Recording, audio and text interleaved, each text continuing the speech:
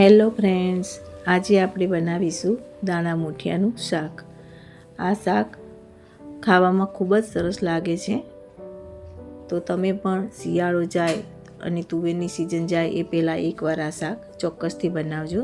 તેના માટે આપણે એક પેનમાં તેલ ગરમ કરીશું અને તેમાં થોડી હળદર અને પાણી ઉમેરીશું.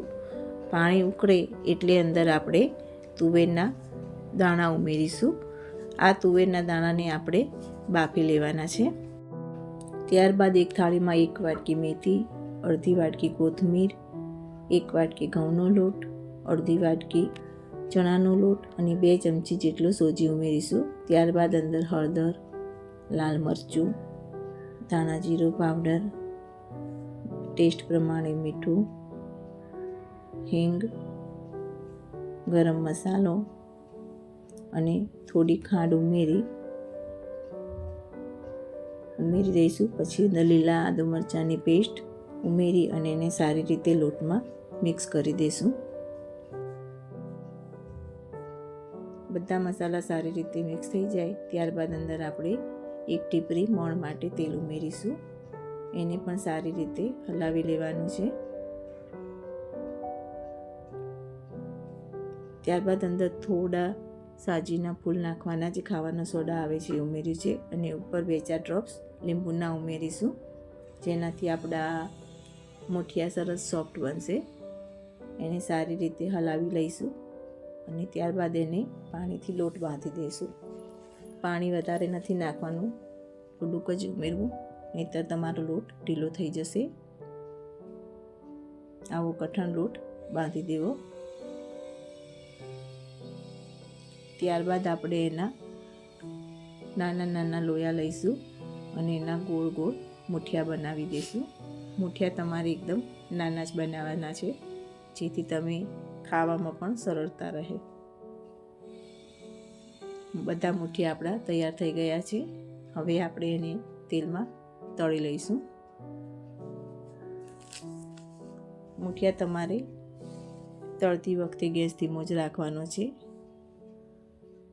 ધીમા તાપે આપણે મૂઠિયાને તળી લઈશું.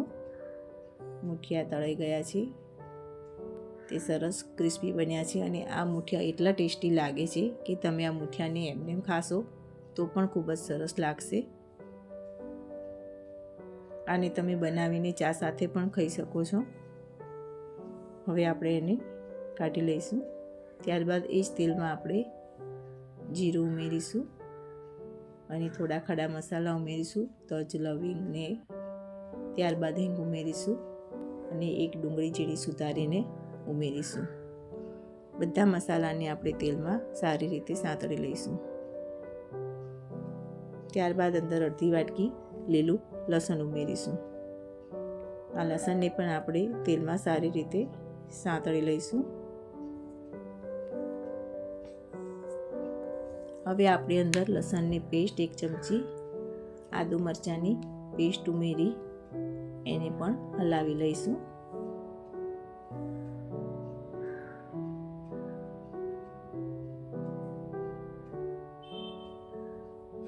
હવે અંદર 1 વાટકી આપણે ઝીણી સુધારેલી મેથી ઉમેરીશું.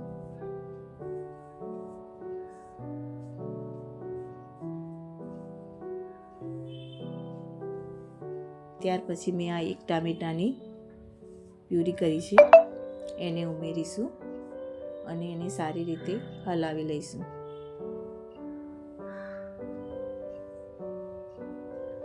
ત્યાર પછી અંદર મસાલા ઉમેરીશું.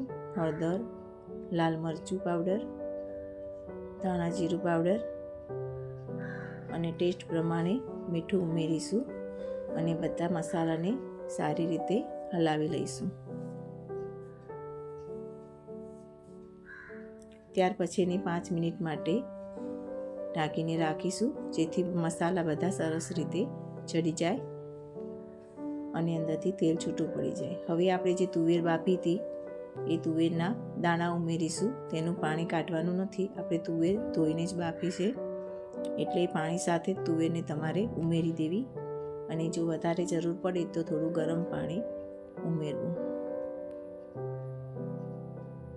હવે આપણે એને 10 મિનિટ માટે રહેવા દઈશું. ત્યાર પછી 5 મૂઠિયાને આપણે હાથેથી ભૂકો કરીને ઉમેરી દઈશું, જેથી આપણે આ શાકનો રસો સરસ જાડો થશે. ત્યારબાદ અંદર ગરમ મસાલો ઉમેરીશું અને થોડી કસૂરી મેથીને હાથમાં લઈ અને હાથેથી મસળીને ઉમેરી દઈશું. હવે આ ગરમ મસાલા અને મેથીની અંદર સારી રીતે મિક્સ કરી લઈશું. ત્યારબાદ આપણે જે મૂઠિયા તૈયાર કર્યા છે એ મૂઠિયાને ઉમેરીશું અને એને 5 થી 10 મિનિટ રહેવા દઈશું, જેથી મૂઠિયા અંદર સારી રીતે ચડી જાય અને અંદર મસાલો બધો સારી રીતે ભળી જાય. હવે આપણું શાક તૈયાર થઈ ગયું છે, તો તેને કોથમીરથી ગાર્નિશિંગ કરીશું અને નીચે ઉતારી લઈશું. તો તમે પણ એકવાર આ શાક ચોક્કસથી બનાવજો. Thank you.